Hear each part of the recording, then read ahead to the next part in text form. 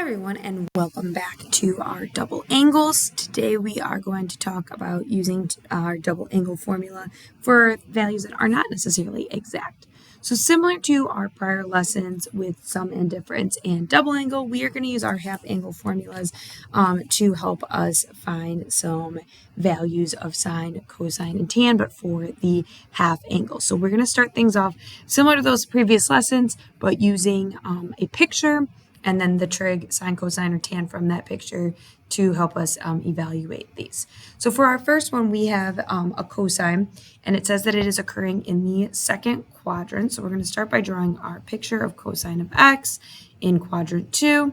Adjacent over hypotenuse would be -6/11. And we want to find the tangent of our half angle as well as the sine of our half angle. So reminder, to find this missing side, this missing y value, we can use Pythagorean theorem to help find that missing y value. We would take 11 squared minus the 6 squared, and when we square root 85, we are just going to leave it that way. Square root of 85, even if we tried to break it down, for instance, like 85 divided by 5, 5 and 17 are prime numbers, so we'll just leave it as square root of 85. Now, when it comes to our half angle, right, if we know that our original angle, x, is in the second quadrant, aka it is between 90 and 180, we want to think about where is that half angle lying? Well, it's lying between 45 and 90 degrees, aka in quadrant 1. So this is what we want to think about when it comes to positive or negative. In this case, when we're trying to decide for our formulas, is this positive or is this negative, everything will be positive because in this case, 45 and 90, that means that our half angle is going to reside in quadrant 1. So we won't have to worry about things being negative this time in our two formulas. Okay? Now, for the first part, we are looking for the tangent of our half angle. And again, because it's lying in quadrant 1, we know this is a plus sign out front. And a reminder, our tangent, one of the formulas we can use is 1 minus cosine of x divided by 1 plus the, cosine of x. Now, in this case, we are actually given the cosine, which is nice for us. So we would do 1 minus that cosine value of -6/11, 1 plus -6/11. And as we simplify this, I'm going to look at this as two separate steps. 1 minus -6/11. I get, if I enter this as a fraction, 17/11. And then 1 plus -6/11. Again, math, enter. I get 5/11. So in this case, I definitely kind of like having this option as a fraction kind of within a fraction. I'm going to kind of ignore that square root for a second. And a reminder, when we multiply by the reciprocal, these end up canceling. And right now we are left with the square root of 17/5. Well, reminder, we can break up the square roots. So we have square root of 17 over square root of 5. We must rationalize, though. Top and bottom are going to get multiplied by the square root of 5. So that we have a nice, pretty whole number on the bottom of 5. 17 times 5 is 85 underneath our square root. Now, for the sine of our half angle, sine of our half angle, again, our half angle resides in quadrant 1, so that's going to be a positive out front. The sine formula then is 1 minus cos x over 2. And in this case, we can take 1 minus that cosine of x, -6/11, and then all of that, again, is being divided by 2. Well, from up above, we know that 1 minus -6/11 is going to end up being if we pull this up, we have this, but divided by 2, right, this time. It already has this fraction for us, actually. So we have 17/22. Again, all of that is underneath our square root.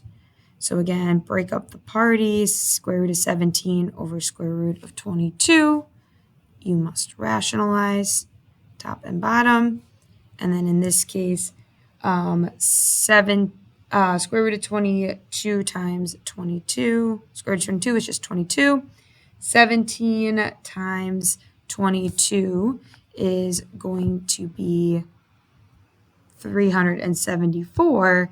And again, we can try, like, if we like look at some of these, but it actually is like prime numbers. Like, you could try and break this down a little bit more, see if it's divisible by any of these, but it doesn't end up being divisible by any of our perfect squares. If we look through this list, like 4 and 9, like we see that square root of 374 will just stay.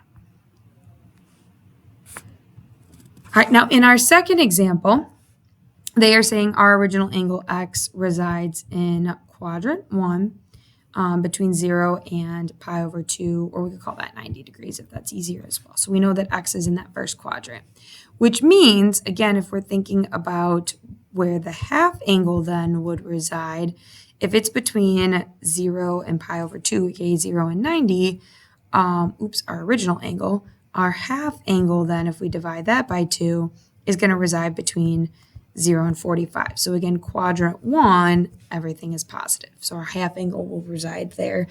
For all of our formulas for this part, for cosine of our half angle and sine of our half angle, we know we're going to have a positive out front. It's good news for us. Now, they are giving us this time the sine. So opposite is 5, hypotenuse is 13. And if we do a little Pythagorean theorem, in case you don't remember your triples, this one ends up being a 5, 12, 13 right triangle. Okay. Now our cosine is what we are plugging in each time. So in this case, cosine is the adjacent over the hypotenuse. So that 12 over 13 will be what we plug in for a lot of these. So for cosine, we would have 1 plus our cosine all over 2.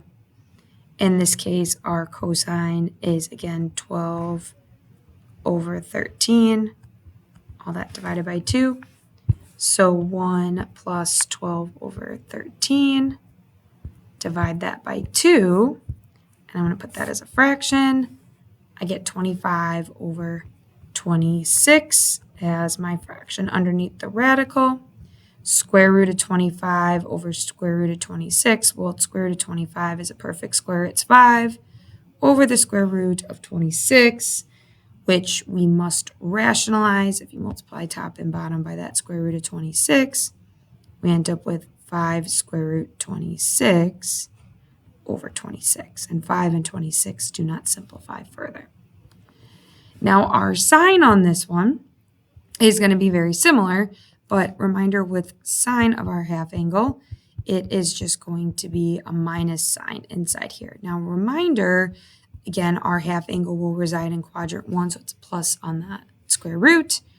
And this time when we take 1 minus that cosine value of 12/13, divide that by 2, and answer as a fraction, this time we get 1 over 26 underneath our radical. Well, square root of 1 is 1.